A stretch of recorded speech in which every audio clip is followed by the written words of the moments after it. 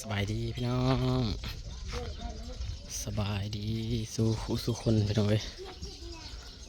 สุหมกสุบอลเด้อพี่น้องเด้อ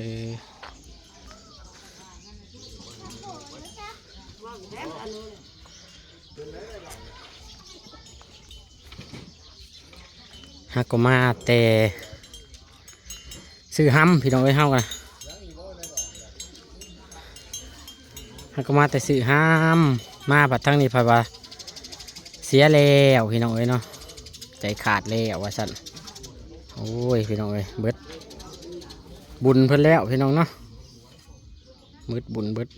เวรเบิดกรรมเพิ่นแล้วเฮานำไปซื้อห้ำหมูเบิดก็เจ้าอาบน้ำอาบในเพิ่นแล้วเรียบร้อยก็ส่ง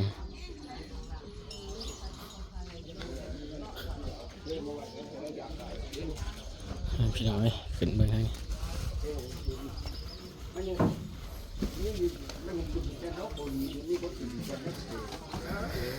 ขออนุญาตถ่ายคลิปหน่อยเด้อเสียแล้วพี่น้องเอ้ย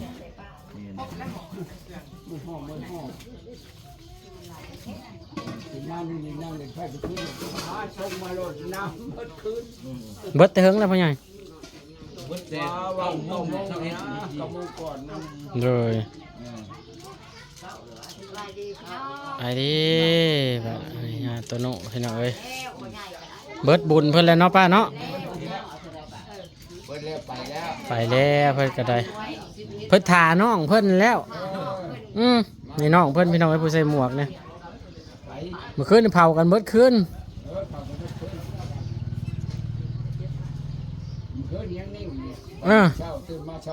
บัดน้องเพิ่นมาบ่ได้พอชั่วโมงเนาะ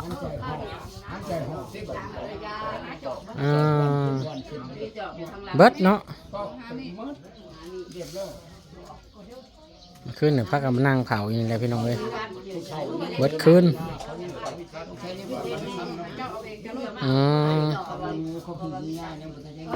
เป็นสังฆทานบ่พอจุงนี่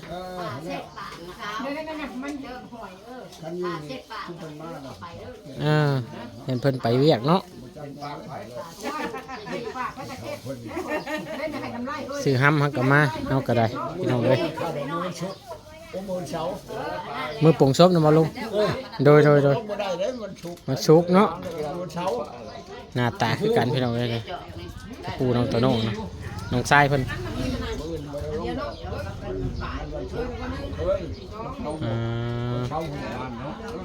มันวัดชุกบ่เคยแต่ได้มาเนาะพ่อใหญ่เนาะโดยเป็นมือแข็งพี่น้องเอ้ยบ้านเฮาบ่เพิ่นถือกันวันศุกร์เพิ่นบ่ได้เอาลงเนาะใครบ้านอื่นน่ะได้เนาะ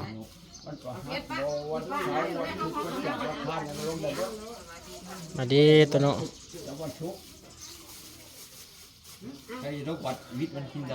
หีบศพเดี๋ยวเพิ่นโทรแล้วบ่พ่อใหญ่หีบศพอ๋อทางใดเนาะเพิ่นเอามาอ๋อโดย10,000มีคืนเนาะอ๋อเพิ่นเอาราคา10,000แต่ว่าราคา10,00010,000 บาทพี่น้องเอ้ยอยู่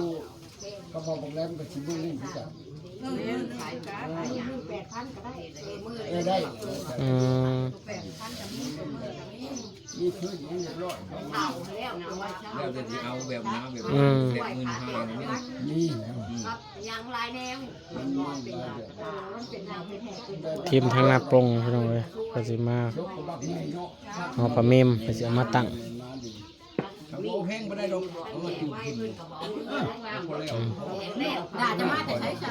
เอาไปซื้อห้ำหมูหมด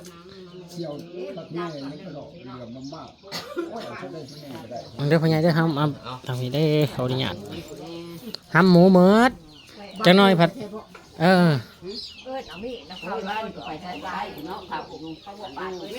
เผากันหมดมื้อวานนี่ก็ได้บัดย่าเผาเลยไปซะบัดย่าเผาไปแล้ว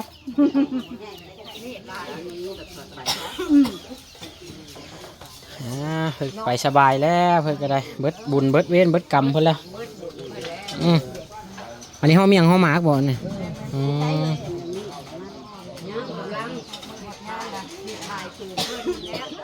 โดยตามพิธีหีดคล้องบรรเทาพี่น้องเอ้ยเป็นเฮ็ด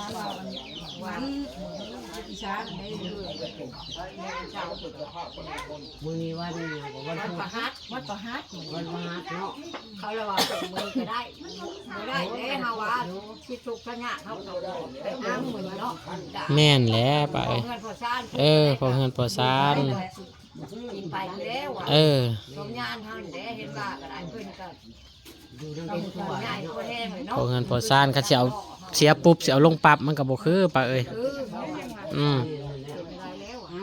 วันชิ้นเราบูชาจังหวะคอไว้ แต่งขันขอให้วิทย์เมื่อวานนี่เนาะลูกหลาน ลงมือนี่นะเขาจะไปมือนี่นะเขาไปโลดได้ปะบริมีกินท่านยังได้ปะได้ท่านกับท่านบ่ท่านกับไปโลดได้เขาไม่ได้ขวนเดือนแล้ว เพิ่นก็เอานำมาให้จบดีเนาะเพิ่นก็ได้วิทย์วันศิลดับพอดีพี่น้องเอ้ยเพิ่นแต่งขันหาขอไว้เพิ่นก็ได้จะมองของสมาธิ9:01 นาทีเราใจขาดรอมันออกแอนเด้อ สาวเอ็ดบ่กันไว้ในเด้อผู้ใดก็ได้เดี๋ยวเมื่อคืนนี่เด้พากันว่าซื้อเล็กนางบ่แล้วมันออกข้างล่างสิเพิ่นซื้อแต่ข้างบนบ่โอ้ภาษาออกหน้าแล้วบ่เพิ่นพากันถือเสียเงินจมโอ้ยซื้อบ่เบิดเด้ซะบ่ได้แก้แล้วบ่ได้แก้มีบ่ทันมีบ่ว่าตัดบ่ทันตัดไดโอ้ยบ่เอาเจอเอาตัดแล้วผมแก้แล้วก็แก้นะว่าผ่านแก้แล้วนะบ่ได้ตัดยังเอาที่ตัดไม่ว่าเดี๋ยวมันจะบ่ไม่ใช่มีตัดน้องชายเพิ่นอยู่บ้านน้องแดงพี่น้องเอ้ยในครอบในครัวอยู่บ้านน้องแดงน้องบัวพุ่นละให้แม่นเพิ่นมาแต่คืนก็เจ้าว่าสิเบิดแต่คืนบ่จักเพิ่นก็มาเช้านี่บ่ทันพอชั่วโมงพี่น้องเอ้ยตอนเพิ่นมาเฮากำลังกินข้าวอยู่เฮากำลังสิไปซื้อหำนั่นแล้วหำเพียงบ่ได้พอชั่วโมงเพิ่นก็เสียบายโลดอ้ายลงเป็นยังดอกเห็นกันเทื่อนี้มาเป็นยังยังเด้เจ้าปัญญาอ้ายก็ย่านนั่นแล้วว่าเบิ่งเทื่อเดียวนี่แล้วแต่ปัญญาบ่เห็นยังบ่ได้คืนนี้บ่ได้คืนนอนที่เฮานั่งบ่แม่ไปเบิ่งแต่บทมันยังเฮ็ดเลยเฮ็ดแน่ๆอย่างเงี้ยห้อยเฮาบ่ได้ช่อได้คงคาบ่ได้เฮ็ดได้มาโลดป้ามาโลดคือบอกลูกได้กินกับมันลืมมันยังโยมันก็ลืมบางทีมันว่าข้าวก็เอาปุ่นไม่แข็งเลยกินข้าวคนก็ว่าอยู่โคขังทั้งคนมันบ่มีผันแค้นเพิ่นผูกแค้นน่ะคือนี่เด้พวกเนี่ยคู่นี่ยังบ่มีตะกันอันนี้ก็ปล่อยผูกได้เพิ่นแน่ปล่อยนี่เลยบ่ได้บ่ว่าที่อ๋อเอามาที่คอยเกี่ยวไปแล้วกินเสร็จได้บ่ได้บ่จะความบ่ได้เนาะบ่ได้มาคือบ่แตกได้ซะบ่แตกบ่แตกแล้วแน่แตกมั้ยเอาอันนั้นเพราะมันได้เพิ่นเพิ่นนี่แตกเพิ่นเพิ่นมันที่เท่ามันเป็นเขาเจ้าแท้เอาปูนนะแท้ไม้ไว้ปูนนี่อีพ่อใหญ่เฮาก้นบ่1ไปใส่โลดไม้ไว้บ่บัดบ่เกิดสุดนี่ก็แม่นนี้ไม้ใส่น้ำไหลเขาเองดิยังเห็นบ่เจอเลยบ่เห็นแหละโอ้นั่นแหละคันว่าบ่ได้ยินป้าเกิดนักตีใช่แล้วก็ไปเทียบหม้องได้ใช่ตีก็ได้ขับทิ้งหม้องได้ในท้องของมันอันไหนแม่ไหนเที่ยงไหนเดือนใช้มีเข้มเพิ่มเดือนดิถ้ามันอยู่ในหันไปดื้อไปดึงไหนคนนั้นชายแบบเขาตีไหนโอ้ยตัวก็ตีเขาดอกเราอ่ะตัวก็ตีเขาดอกดีได้มีเรื่องยากบ่บริเวณยากบ่ผู้ชายบ่ยากได้ตะเอียดหน่อยใหญ่บ่ผู้ชายเฮาบ่จักบัดฮับต้อนอันละกะอันนั้นบ่สบายผู้ชายผมผู้ชายคอยยังบ่ทันมีเวลาละยังวนลุมยังดอกไปโลดก้าวจ่าน้องชายลีถ้าน้องชายมาฮอดแล้ว โอ้ยบ้าแล้วว่าเขาบอกคันนี้อย่างนั้นเลยลุงเอ้ย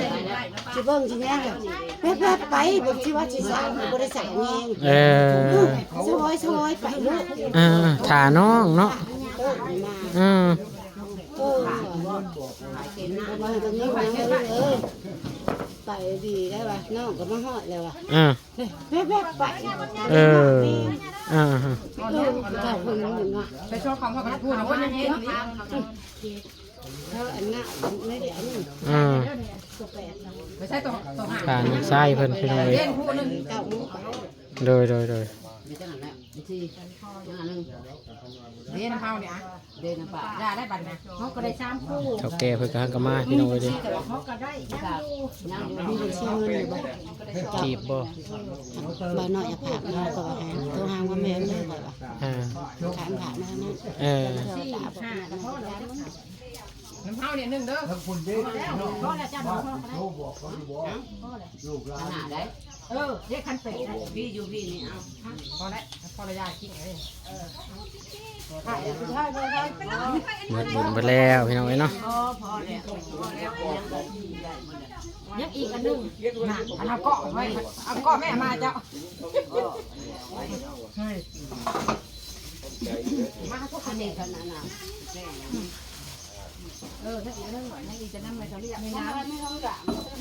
ของก้อนมึงฝากคนเจ้าคนออกกัน ว่าอันนั้นมีเลยช่วยแล่นอันนั้นมี จับอันนี้น้ำมันแล้วมีเดี๋ยวนี้มันได้เลย